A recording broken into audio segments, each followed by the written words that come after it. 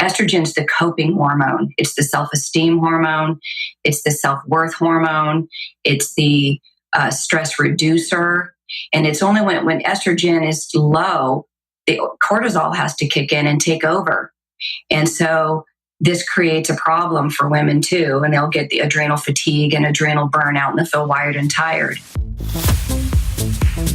Welcome to the Rebel Health Coach Podcast with Tom Underwood. Armed with truth and knowledge, your journey to a healthy lifestyle can be obtained. Preventative wellness, quality nourishment, and daily fitness routines dramatically improve your outlook on life as a whole. And you'll find the support and info you need to accomplish a healthier lifestyle here. Together, we can empower each other along our journey to an amazing you.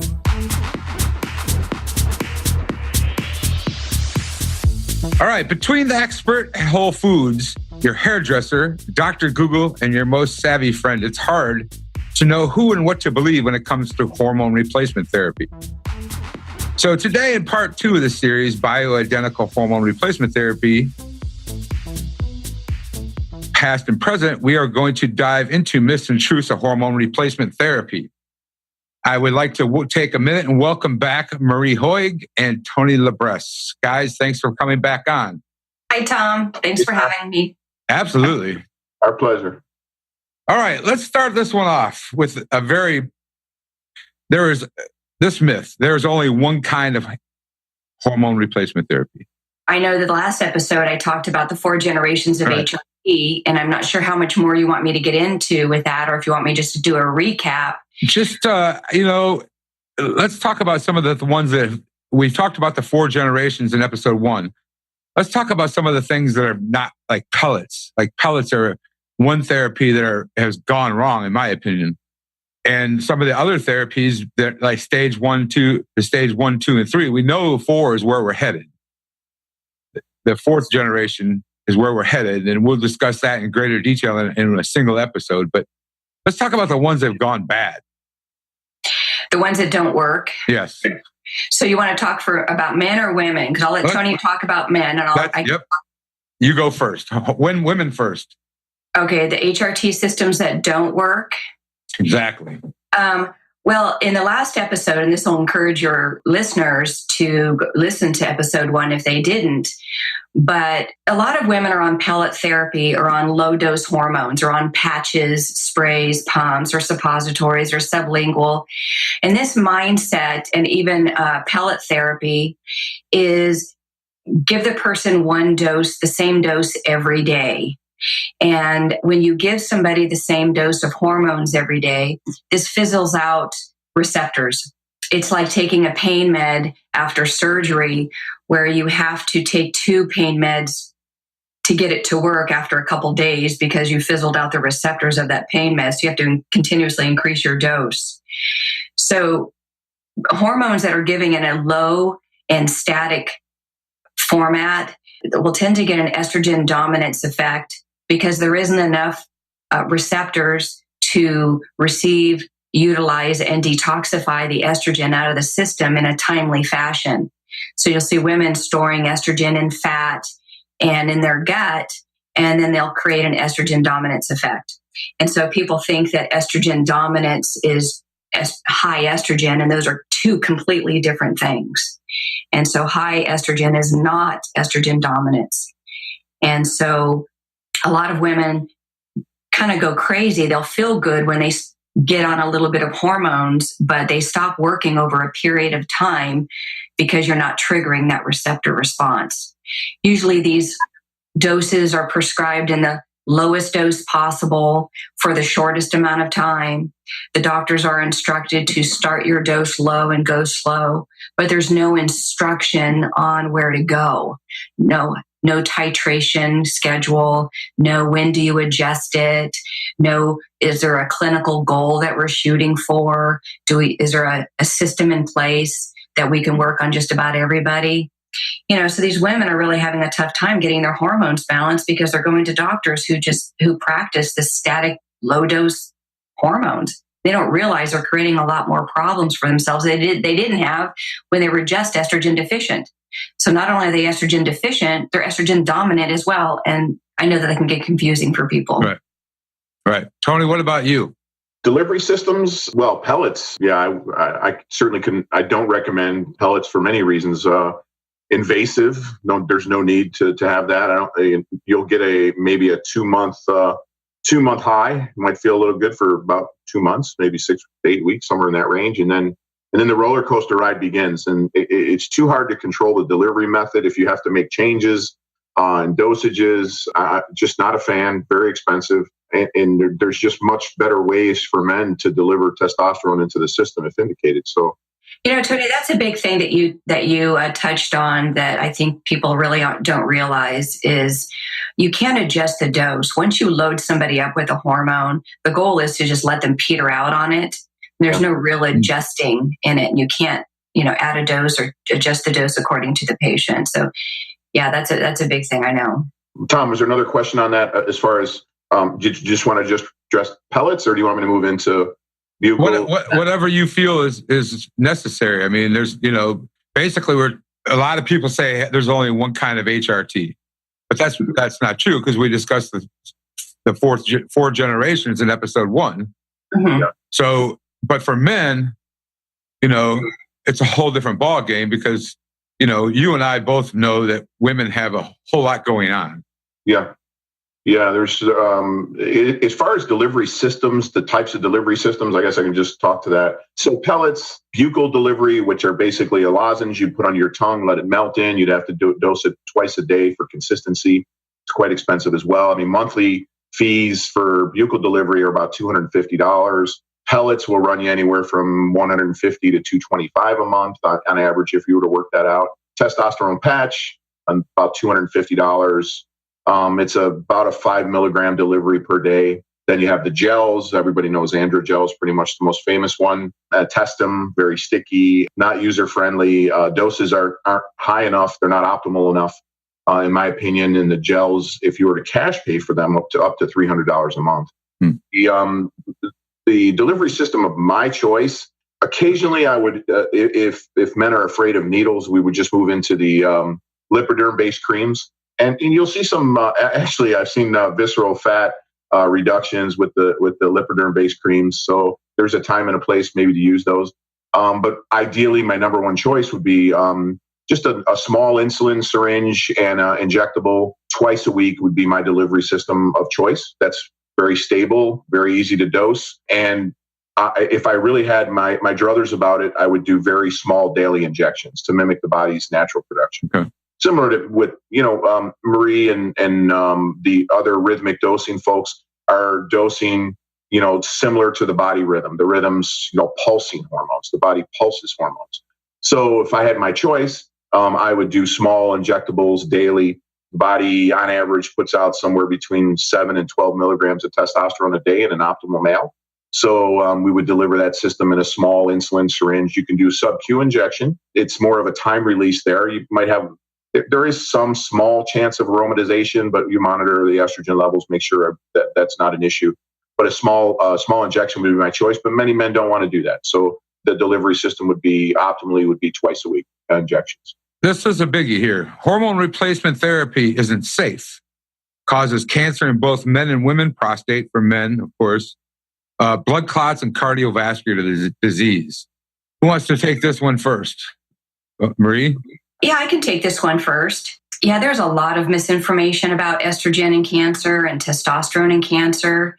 And I believe a lot of these fears have to do with keeping physicians away from actually adequately dosing their patients because there's a lot of diseases that just don't exist in people who have adequate dosed hormones. And the thing is if you do any sort of digging around at all in the National Library of Medicine, what you'd find is, well, I still haven't found that study that estrogen causes cancer. So if anybody finds it, let me know. Not even synthetic estrogen. What I did find was there are an abundant amount of studies that talk about how women are more susceptible to cancer and tumors and other diseases when estrogen is kept too low. In fact, they were using high-dose estrogen therapies before the invention of tamoxifen to treat cancer. So this whole shift in the fear that estrogen causes cancer was really created by the pharmaceutical industry, so they could prescribe tamoxifen instead of high-dose estrogen. So you can't patent a bioidentical product, and so you can't make a lot of money off of, bioidentical estrogen like you could off tamoxifen as cancer treatments. I mean, doctors don't even realize even Estrozorb is a static dose HRT system, but it's high-dose estrogen. It's considered the only high-dose that doctors prescribe it, and they don't even know that they're prescribing high-dose estrogen according to the standards of being high-dose. So actually what we found is there is an abundance of studies that show that people are more susceptible to mental and physical atrophy and decline and disease when their main sex hormones are kept too low. So, and with the practices that the clinic that I've worked in, that's all we do is HRT. That's it, nothing else. And so when you see patients come in and day out, and that's all we have are hormone patients, you think that we would see an abundance of the several thousand patients we have, that we would see an abundance of breast cancer and tumors and diseases because we've given all these women high-dose estrogen therapies. But in reality, what we've seen is a reduction of these. And so I have to go by what I've seen in my research and mostly what I've seen in the clinic to be true. So it is a myth that estrogen causes cancer, and that doctors that keep estrogen too low in women are really putting women at greater risk of getting breast cancer.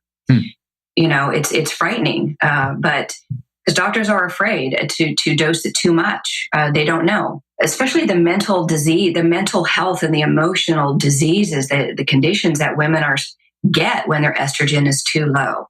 So yeah, women will be crazy and their bodies will fall apart and their emotions will be all over the place if estrogen remains too low. It's not until estrogen is in abundant amounts at the sweet spot that works for that person in a particular range that will protect. Estrogen is cancer protective. There are studies that actually say that estrogen is cancer protective. It protects the body against cancer, and women are more susceptible to getting cancer if it is low and it remains too low. Okay. Tony, what about you in the prostate end and the men's testicular cancer?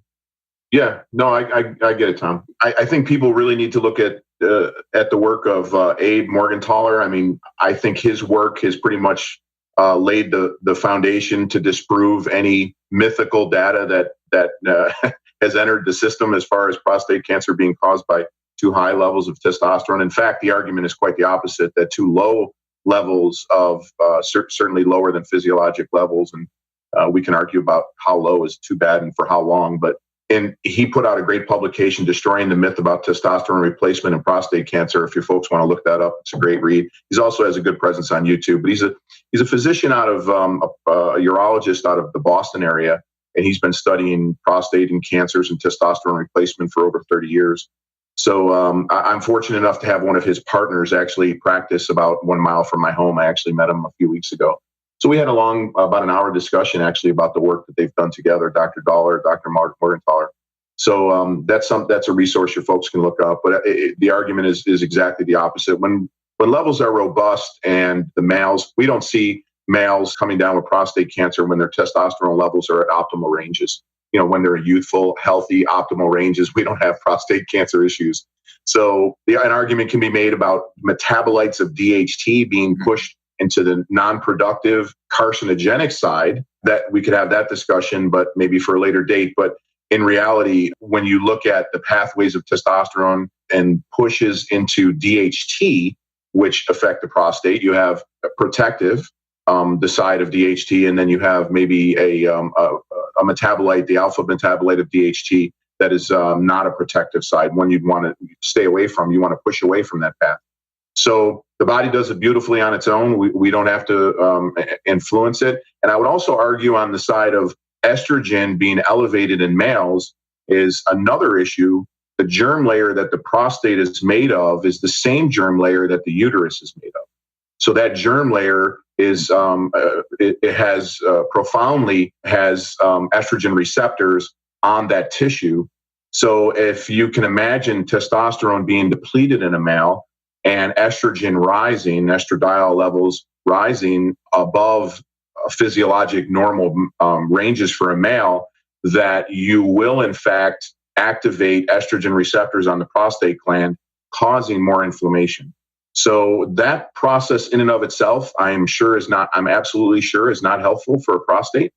So while men need estrogen, they don't need supra-physiological doses of estrogen. Okay. That'll be counterproductive. So on that side, I would argue that the research more supports now that having low doses of serum testosterone is more detrimental to prostate health than normal physiological doses. Okay. All right, let's tackle this next one. This is a biggie because there's a lot of confusion out there regarding estrogen and its role in cancer, estrogen and estrogen dominance. As you both know, estrogen is a big topic in a lot of areas, but we think that estrogen. A lot of people think estrogen is bad, and estrogen is not bad at all. So, who wants to tackle the brunt of this one? The estrogen and its role in breast cancer? Yes, and estrogen, the difference between estrogen and estrogen dominance. We see estrogen dominance as being an estrogen deficiency issue. Okay. And estrogen dominance is when a woman's body is unable to methylate estrogen out in a timely fashion. And if you can't detoxify estrogen out of the female body in a timely fashion, then it will look for places to store. And it will store in fat and in the gut.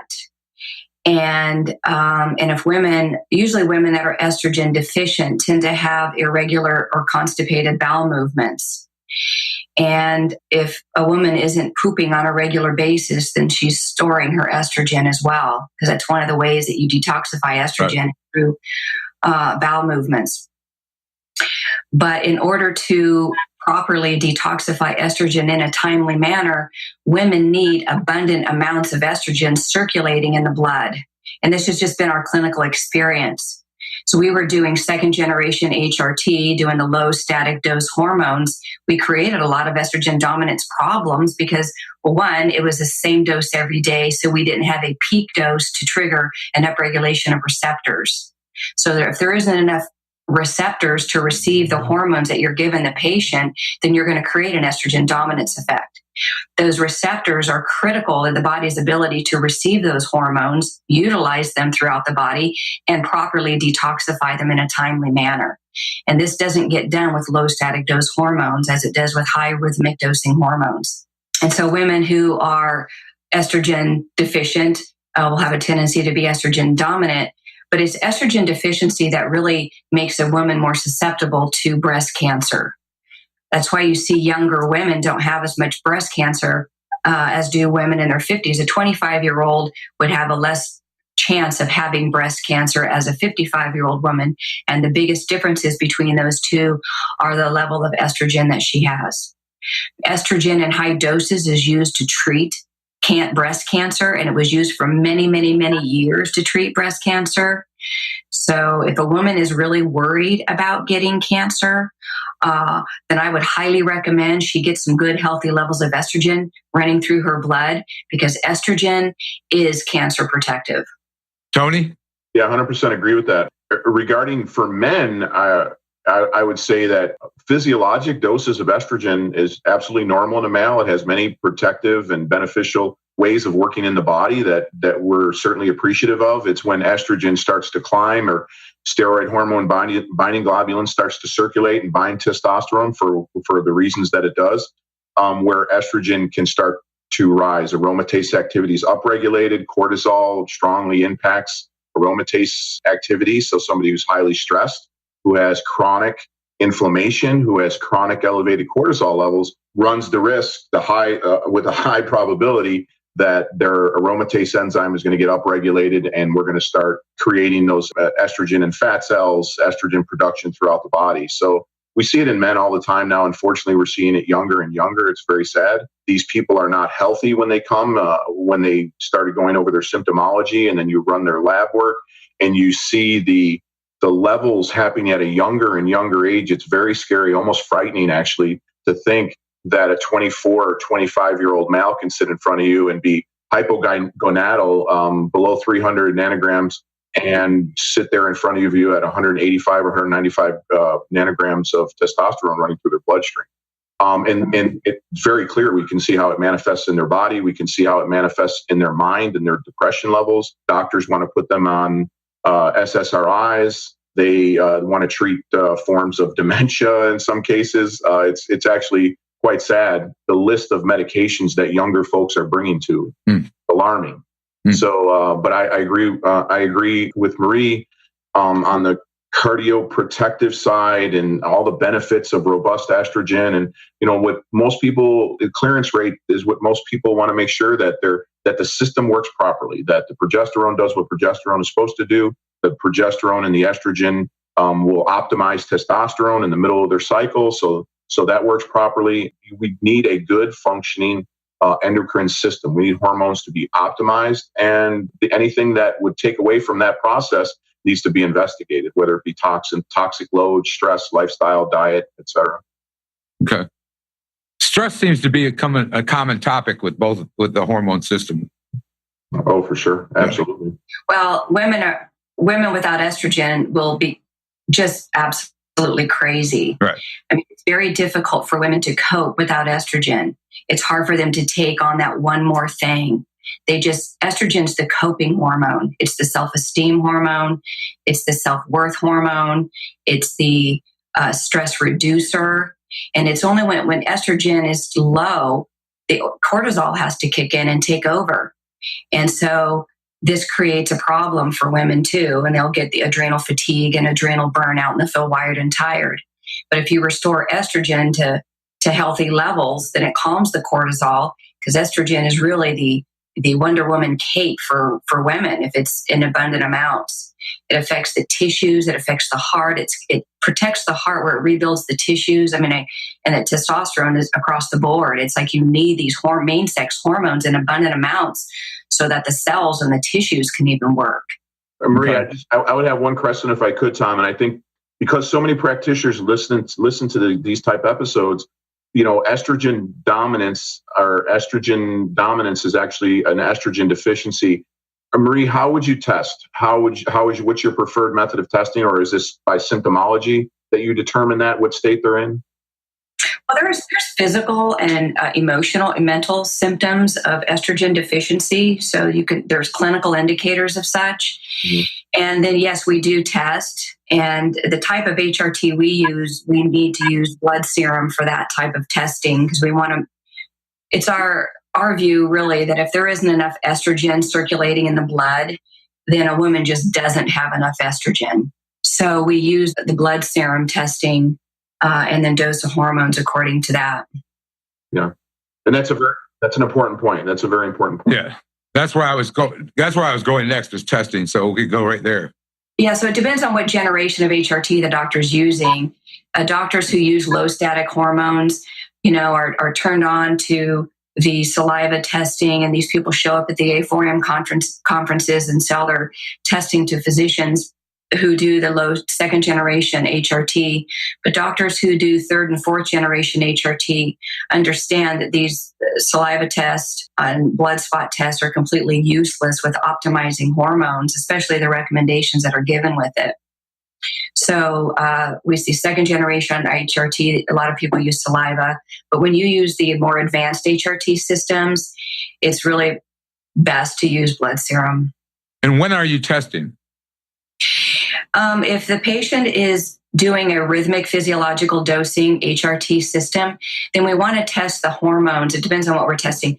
If we're not testing progesterone, then if we're testing estrogen, then we want to test that on day 12, between day 12 and 13 of her cycle.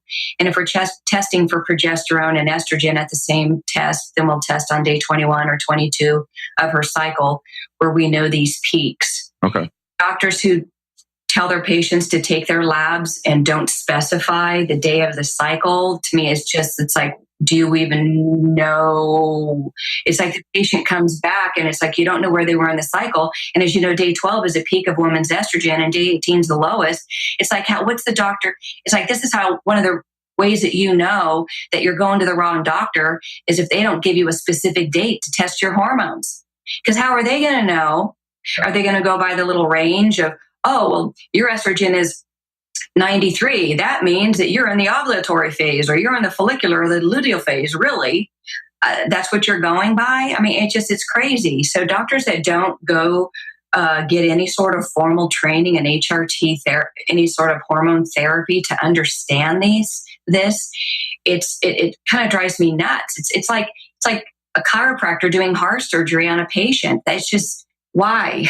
It's like, why? You got to go to somebody who actually has training in advanced HRT therapies, who actually knows what they're doing. They know when to test. They know what those ranges should look like. And more importantly, they know what to do to get the hormones to the sweet spot and dial them in for that particular patient. And to know when they're no longer in that sweet spot, because there are things that can bump a person out of a sweet spot, and then what to do to get them back in.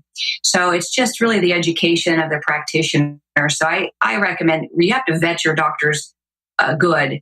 Where do they get their education? What do they use for testing? When do they test their labs? And that'll give you a pretty good idea about the mindset of this practitioner and the kind of experience you're going to have mentally and physically on their HRT. Tony? Yeah, that what Marie said just rings so true. I tell you, I can't tell you how many times I've seen labs come to me, and I ask them what day were these taken, and they just say, "Oh, I don't know, I'm not really sure." And did you have this discussion with your doctor? No, never mentioned it. It just says I'm low this or I'm high that, or it's just amazing that somebody could go in and offer that type of service and not be educated on it. And then many times physicians go in and try to do people favors.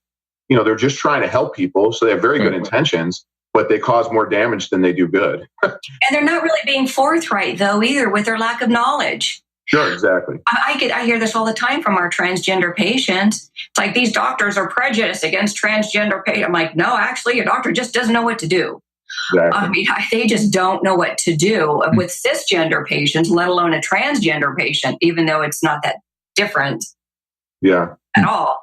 But doctors just don't know, because they don't teach this in medical school. They don't teach hormone replacement therapy in med school.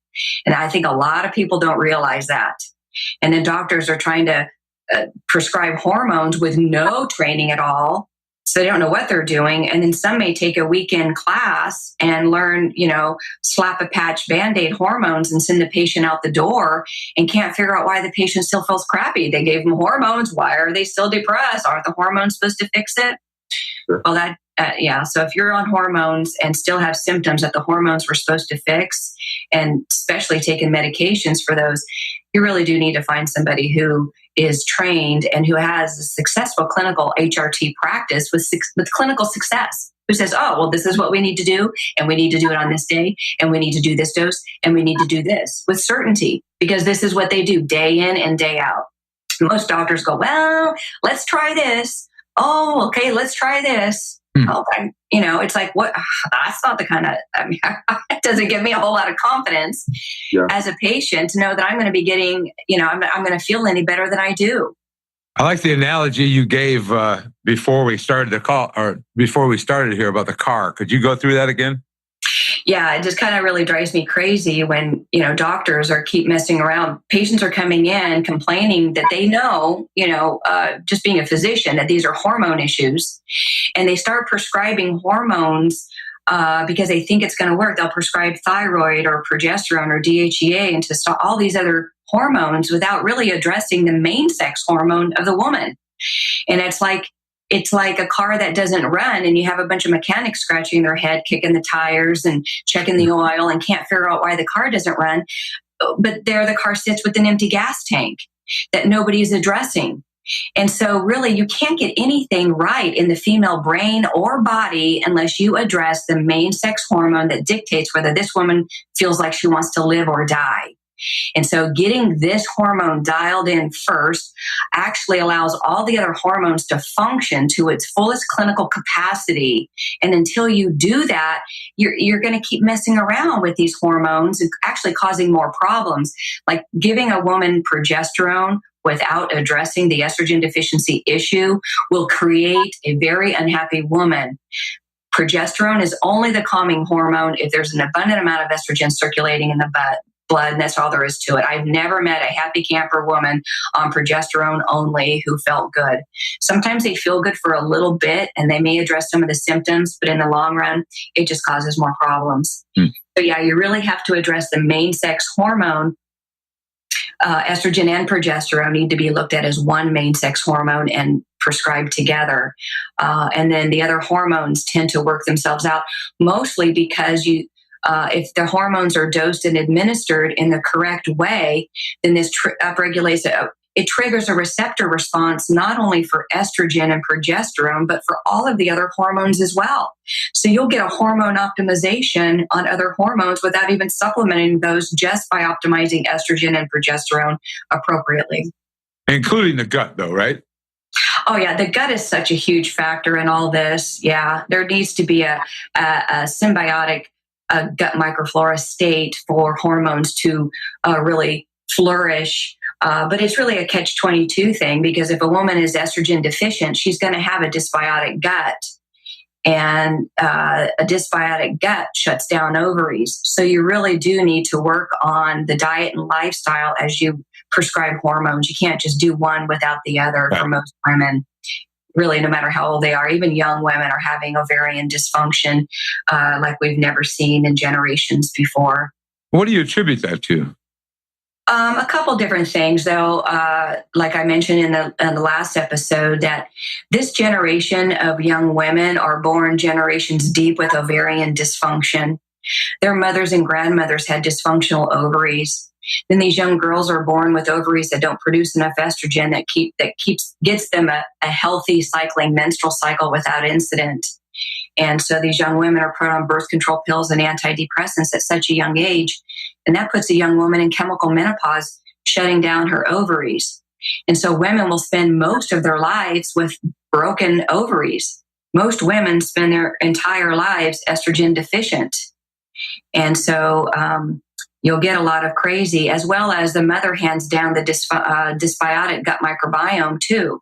So you have these young ladies with broken ovaries and dysbiotic guts.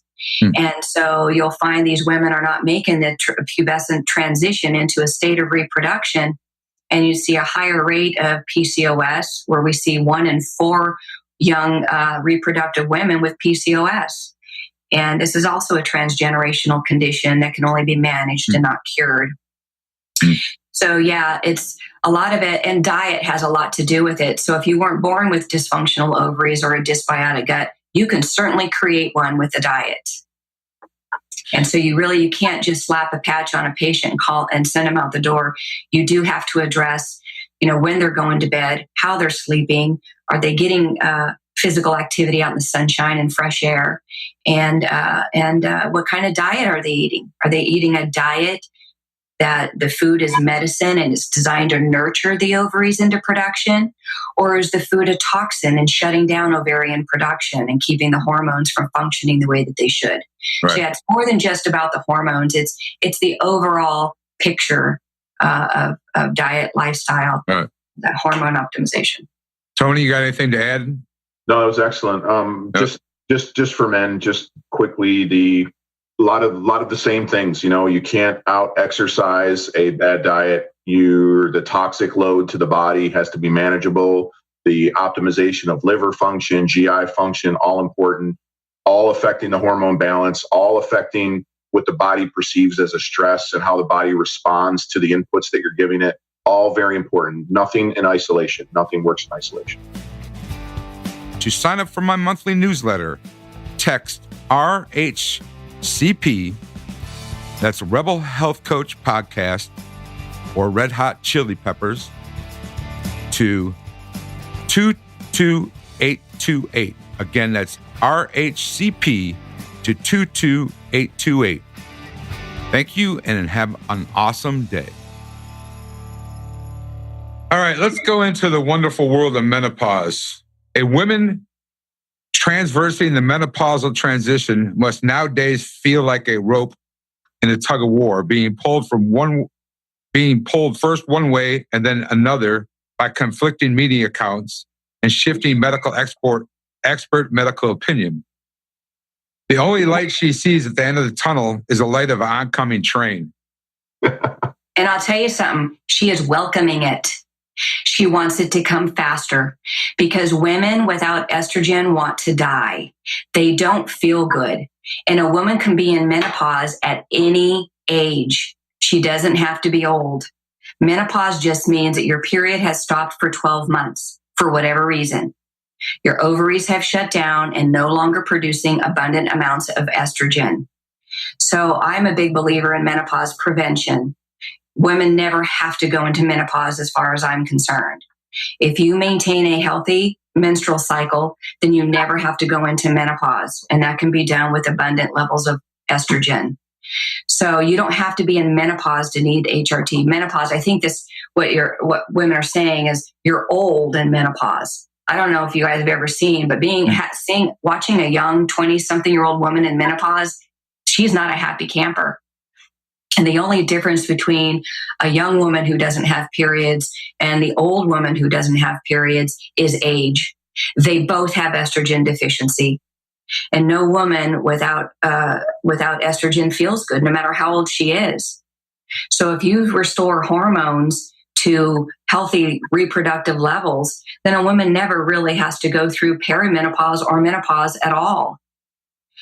So even if you're not old, some women need hormones because their ovaries will never be able to produce abundant amounts of estrogen ever. And so what are you going to do with them? We see younger and younger women who are in menopause. And so you try to do what you can with diet and lifestyle to trigger their own ovaries into production. But like I said, this generation is 3-4 generations deep in ovarian dysfunction and gut dysbiosis. And so these are all the things that, shut down estrogen production. So what are you going to do? So these young women are put on HRT to get their body cycling again. And we've also seen putting young women on HRT just to get their body used to this cycle, this functionality. And you can actually phase them off of hormones and their body will kick back in and say, oh, that's the way it's supposed to be, because you got them on the right diet and the right hormones. And you can do this with younger women, not so much as we were able to do that before, just because the ovaries are so dysfunctional from the get-go. And then some women will just have, especially PCOS young women, don't know that young women, no matter how old a woman is with PCOS, she needs HRT. Doctors that keep messing around with symptomology and, let's try this with your PCOS. It's just the goal. PCOS women don't have regular menstrual cycles. And when menstrual cycles are irregular and ovulation, if women aren't able to ovulate, they don't have menstrual cycles. And estrogen is needed in abundant amounts to fix that, to ovulate. If there's no estrogen, there's no ovulation. And so estrogen is needed for ovulation. And no matter whether a patient is PCOS or not. So if you want to restore the menstrual cycle function in a PCOS patient, then you give her abundant amounts of estrogen extraneously because she'll never be able to do it on her own. Tony? Yeah, huge issue. We deal with it all the time. And I'm so glad that Marie mentioned that about having cases of younger women actually teaching the body how to cycle again and then actually coming off hormones and being successful. Because I've heard that several times through a couple of physicians that I network with, that's absolutely possible. And I have not had a client that I've had a discussion with about the issue, but I've heard that before. That's an incredible thing that shows you how amazingly resilient the body is. Because, Tony, if you think about it, too, these young women are put on birth control pills and antidepressants from the get-go. Once they start their periods, because they're so dysfunctional, they don't even wait through that pubescent transition to have that healthy menstrual cycle. They're all of a sudden put on these birth control pills, and it shuts down ovarian function. So their ovaries have never really fully have done what they're supposed to do. But what I want to ask you, Tony, is, this is across the board, menopausal with andropause. Right. I mean, like you see young periandropausal men without testosterone. It's like, so if a guy says, I'm not andropausal yet, do I need HRT? It's same thing. Yeah. It's like, and these young periandropausal men, they're not getting their physical activity out in the sunshine and producing their own testosterone. And they too are born dysfunctional, because even when a woman gives birth with her dysfunctional ovaries, she doesn't give birth to a young man with healthy testicles. Sure. So even as you know, these young boys are periandropausal from the get-go. As these women are not transitioning through puberty into a state of reproduction, they're just kind of transitioning into perimenopause. Yeah, in the assault of lifestyle habits, bad lifestyle habits, Right. their circadian rhythm is it's so backwards.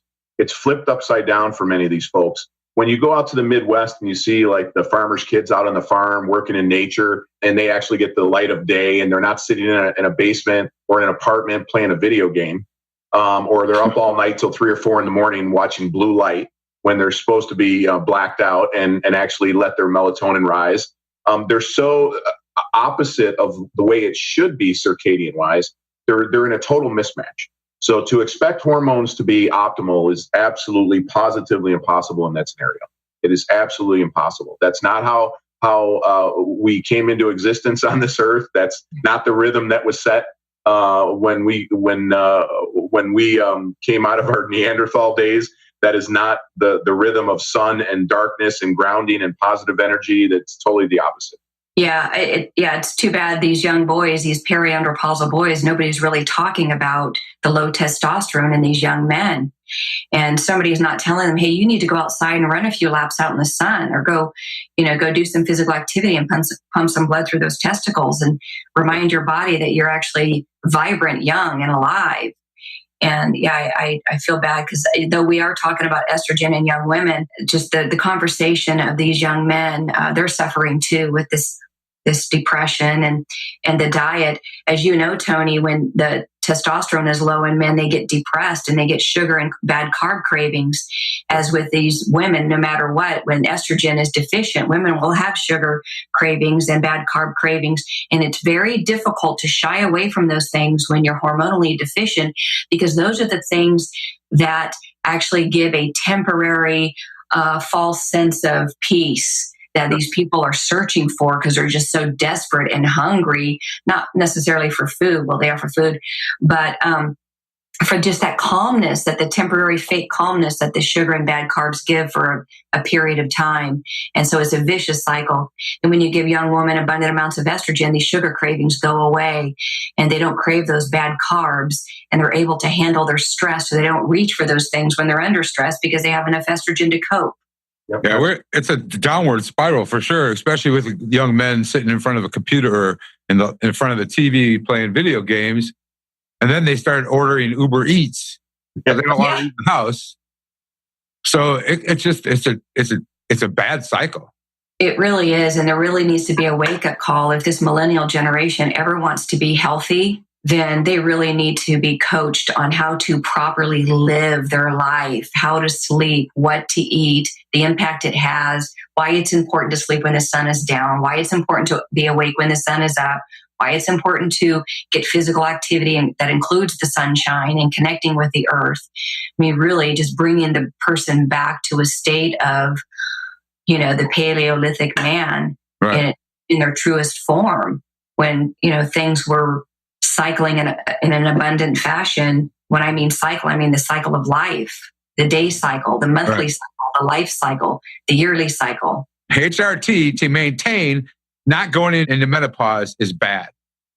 Yeah, see, this is kind of where my thing is. I'm not sure why people say that. I haven't, read anything or found any studies that say to take hormones, and I think I'm going to try to clarify this a little bit better. Taking hormones to maintain a healthy menstrual cycle forever is not a good thing. Right. And, we just found that when women maintained a healthy menstrual cycle, for most women, they weren't susceptible to the mental and physical diseases that women had when they didn't have a menstrual cycle. And so our goal is really to restore a healthy menstrual cycle for most. It just depends on how postmenopausal a woman has been, because not every woman wants to maintain a healthy menstrual cycle or can maintain a healthy menstrual cycle. But if you can optimize hormones that mimic somebody in that state of optimum health, women aren't susceptible to the diseases that they have when women are menopausal.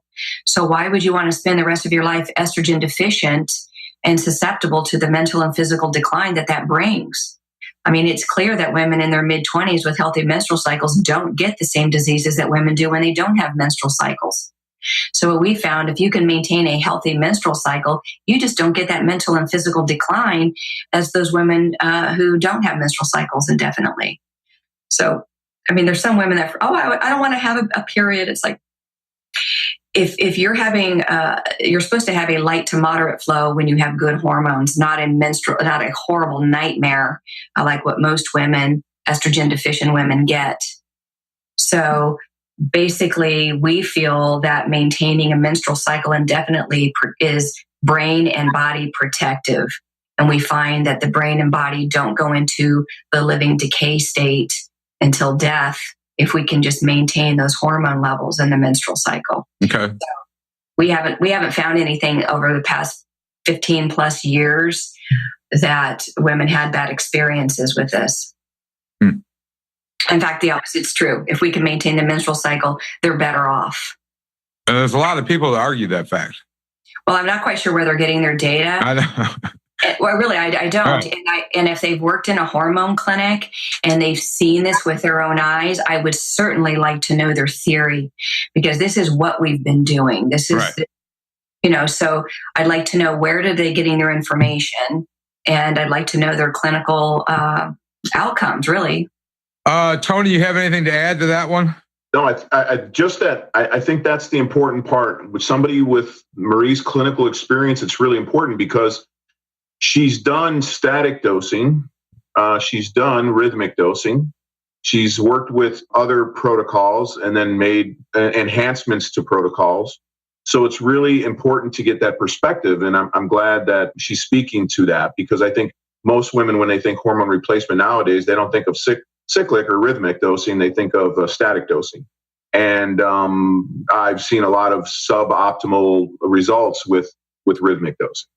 So, and I'm sure Marie can speak to that and really parse those two apart. But I think I recommend it for people that I care about, the cyclic rhythmic dosing. I wish there were more practitioners that were involved in it and trained well and trained up.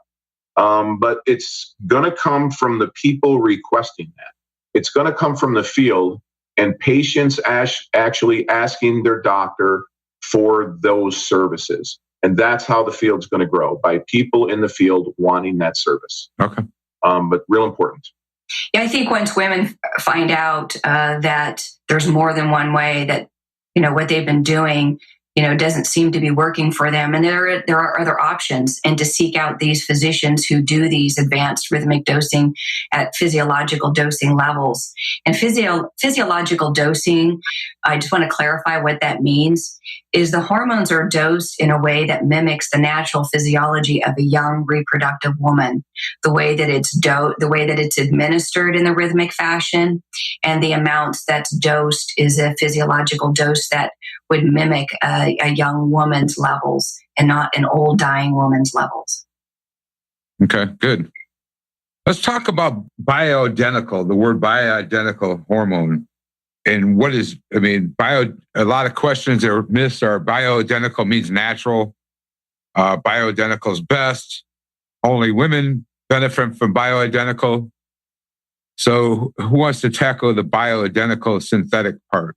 Tony, why don't you take this? You're pretty good at this. Bioidentical, the similar molecular makeup that the body has. It's not real complex. A testosterone molecule, when you break it down in chemistry, we want to replace the body's own composition of testosterone with the exact setup that the exact molecular makeup that is the body produces on its own. So we don't replace testosterone with other derivatives of anabolic steroids. Not that you can't, and I'll say that emphatically, that you can use other anabolic steroids to upregulate testosterone receptors. But for the sake of this argument, testosterone is replaced with testosterone, not a derivative of testosterone, not a offshoot with a different molecular structure. Testosterone is replaced with testosterone. Yeah, when I explain to my clients with bioidentical, I don't really have this conversation so much anymore, but bioidentical really does match the molecular structure. Your body thinks it produces its own.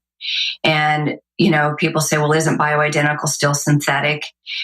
in a way, there's a synthesizing that takes place where you can't take the molecular structure from a Mexican wild yam and, give it to a person and it's going to mimic. There is some synthesizing. And the goal is really you want to mimic as naturally as possible nearly everything of the patient, whether it's the molecular structure of the hormone, the way the hormone is dosed in the administration, and in the amount that it's dosed. So though they, I've been doing quite a bit of research, and there's some synthetic. I haven't found those studies that even synthetic estrogen causes cancer.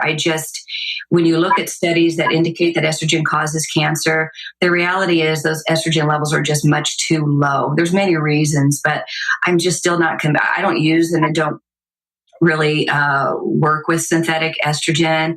I prefer the bioidentical. I don't know, even though we haven't really we just get a better result. All right, let's talk about dosing real quick. Dosing for optimal results. I mean, when people say dosing, the first thing that comes to my mind is, like Tony and I have talked about dosing to mimic the natural response. The same thing with Maria's spoken about. It's like, how much do doctors prescribe? What is the right amount of hormones to prescribe? Well, it's going to be different per individual. Am I correct? Yeah, to a degree. One, it depends on the HRT that you're using, and we use fourth generation. So we use a concentrated estrogen, and we want to dose those levels that mimic a young woman, that we can get those blood serum levels to that mimics a healthy young reproductive female. And so you have to dose those in the right amounts. Okay. And in the right manner. So, in the right hormones. So, I talk about this a lot. The right hormones in the right amounts and in the right manner. So, making sure that you're on the right hormone regime and making sure that they're dosed at the right levels. And those that dosing is a titration. So, you start the patient off on a certain level, and then you titrate that dose up over a period of time. And that varies between patients. And then you want to dial that dose in to mimic a young, healthy, reproductive female. And like I was mentioned before in our conversations, that with estrogen, we like to see those ranges anywhere between 150 and 600, some plus for some women, just depending on where you take those blood labs.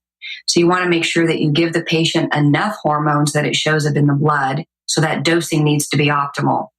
And then it needs to really be administered in a rhythmic fashion. For most women, do best with that rhythmic dosing. Okay. That's what we consider optimal.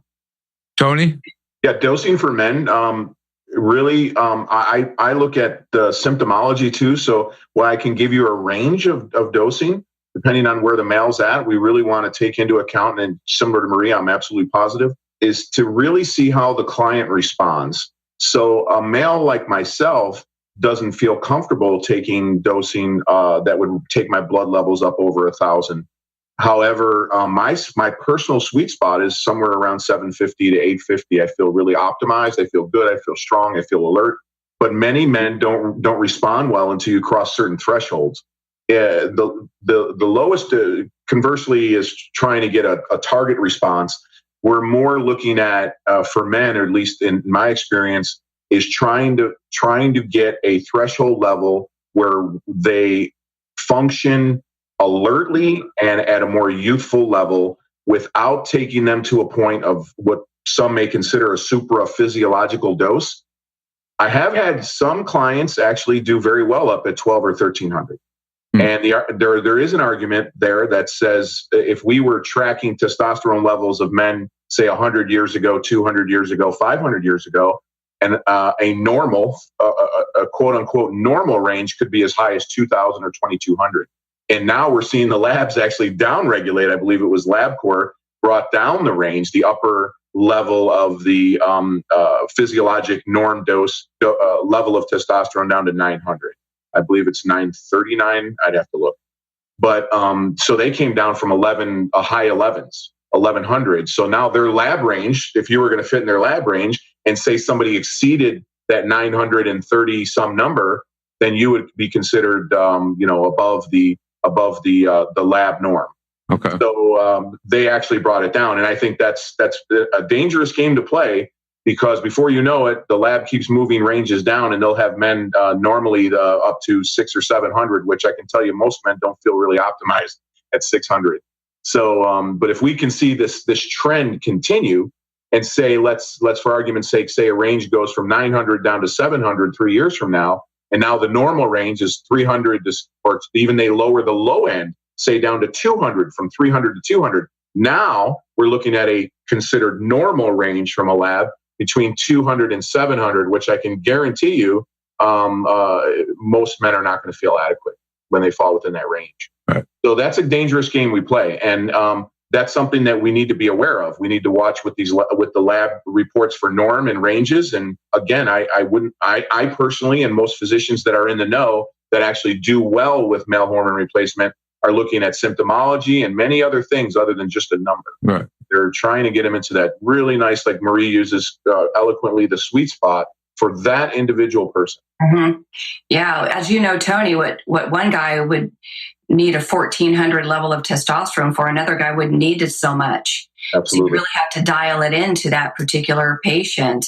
I mean, I like to just tell physicians, you can't just really go by the reference range. You can't do that. You really have to understand your patient and dial the dose in. I mean, you can use it as a guiding tool, because as you know, optimum dosing is dosing up towards the upper third of the standard reference range. But like you said, Tony, they keep changing those reference ranges according to the labs. So the labs are dictating where women's hormones are.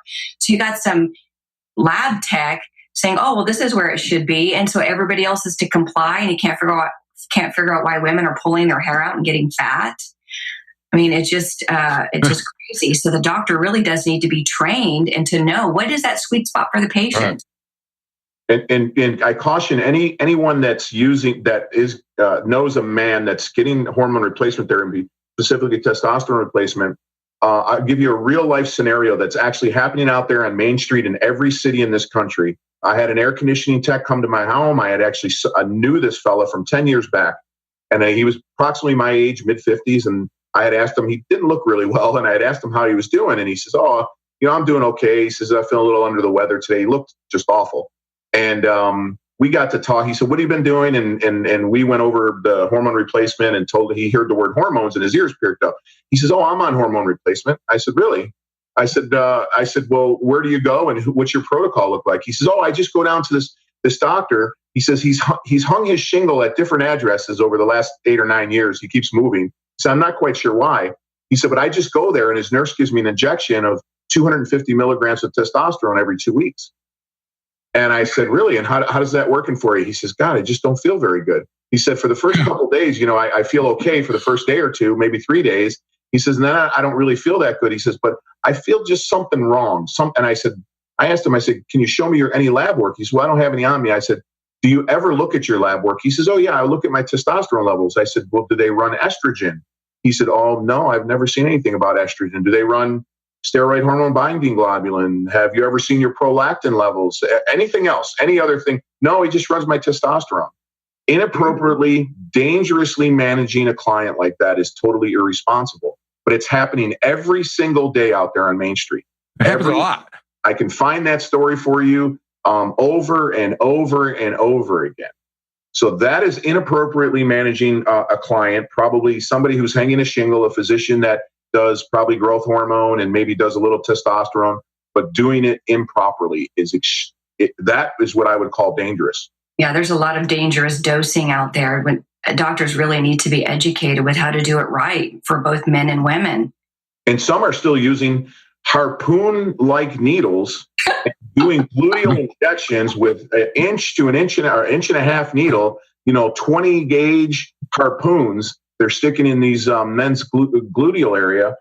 There's just no need for that. I can get absolutely stable blood levels with an insulin syringe, or even a 3/8, 27, 26 gauge, no problem. And you can do it in the thigh, the shoulder, plenty of sites to do it, plenty of online resources with good information. I'm laughing. The 18 gauge needle in the butt. Scary. Bring back memories for you, Tom? Yeah. That's scary stuff. Scary stuff. I think I've got some in my closet here. I got an 18 gauge in my closet. Oh my God.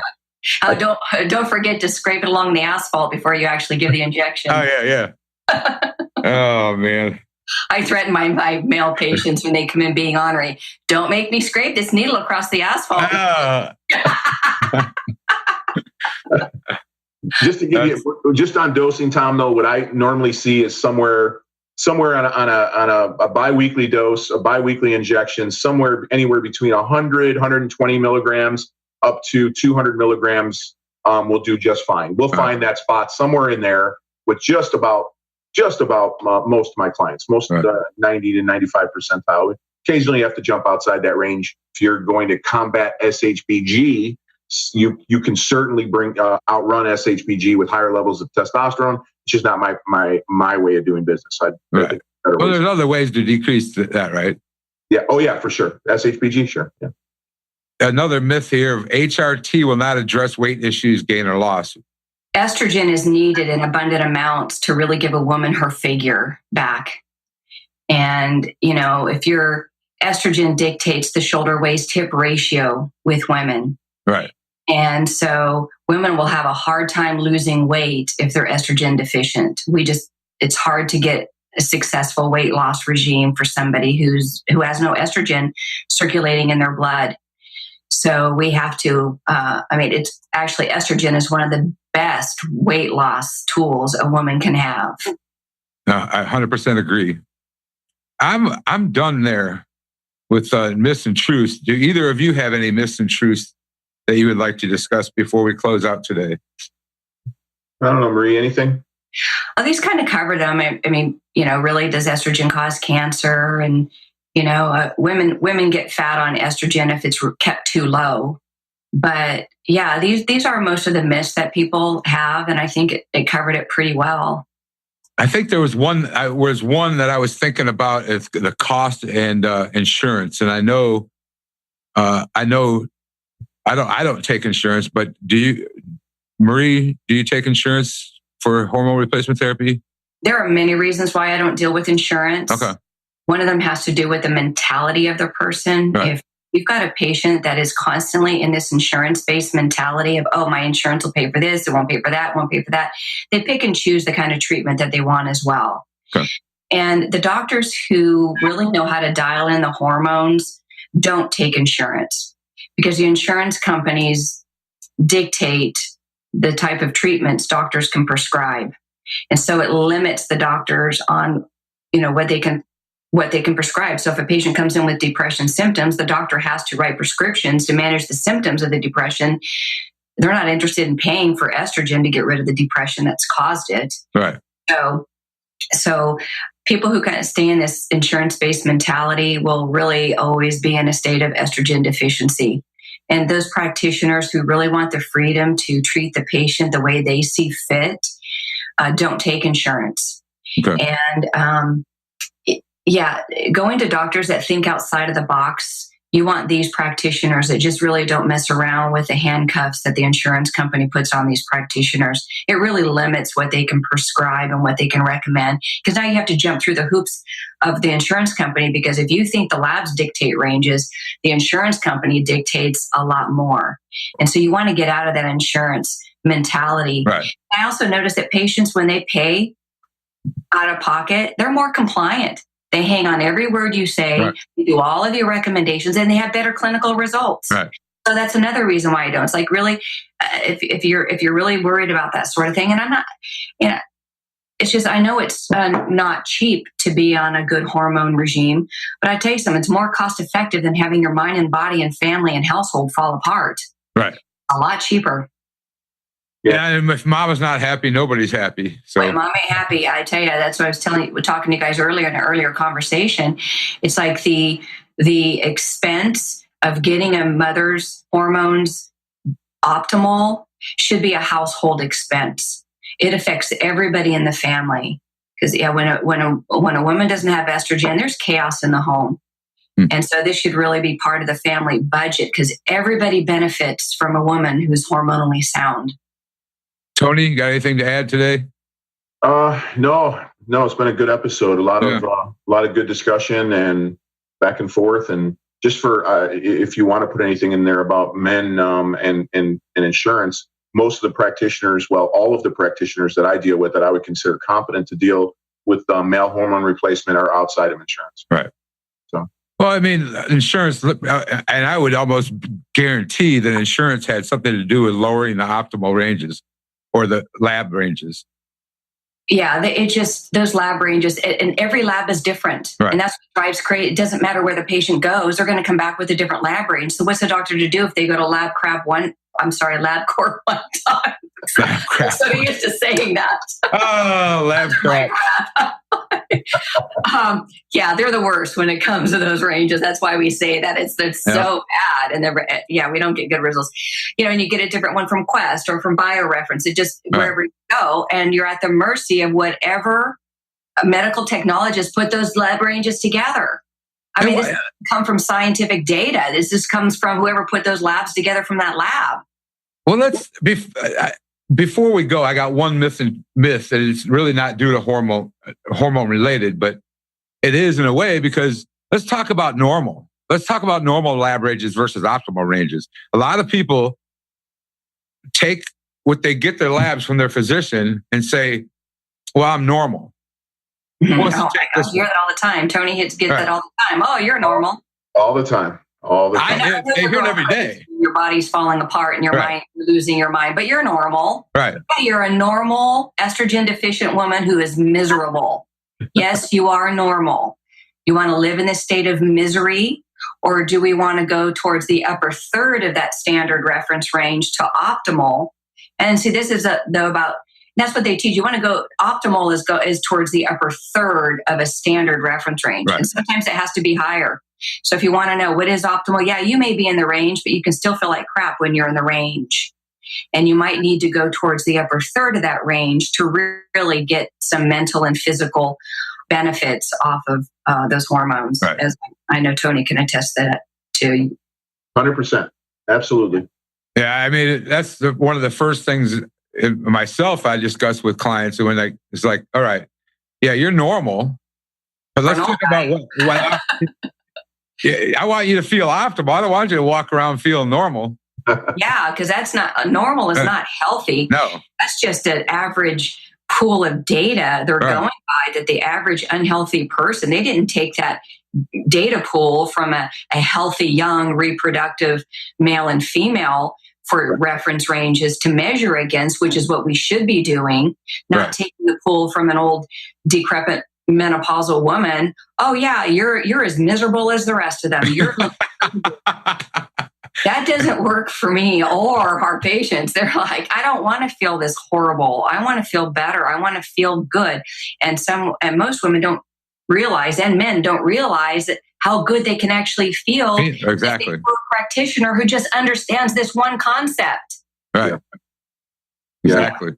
And the clinician, I think some people get so used to feeling bad. Miserable.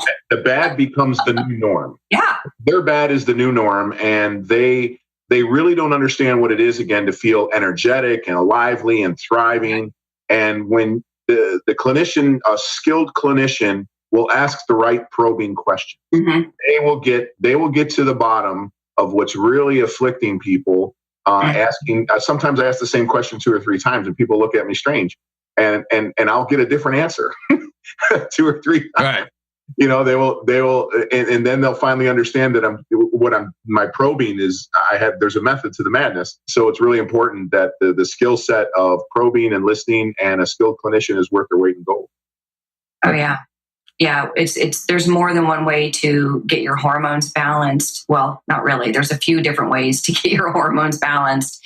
And the rest is just causing a lot of estrogen and testosterone deficiency issues in men and women. Yep. And so the goal is really to restore hormones in both genders, in all genders, that change brain function and body function. This minimal, low dosing that barely treats the symptoms just doesn't work. And this is why people still feel crazy on hormones, because they're not given the right amounts. They're not given the optimal amounts, because they're going to practitioners who don't have any training, who know what they're doing with it. And that's why it's important to really vet your practitioner. What do they use for ranges? Are they looking for optimal ranges? Or are they okay with, oh, your thyroid looks fine. You're 4.2. There's nothing wrong with you.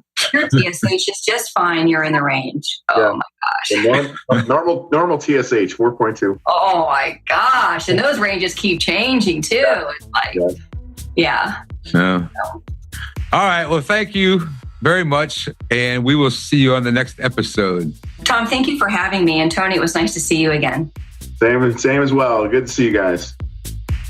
Thank you for joining in today with the Rebel Health Coach, Tom Underwood. And be sure to subscribe to the show so you can catch all the episodes. With desire and commitment, you can implement a lifestyle of wellness and fitness. For the support, encouragement, and tools you need to be successful, visit tomunderwood.net.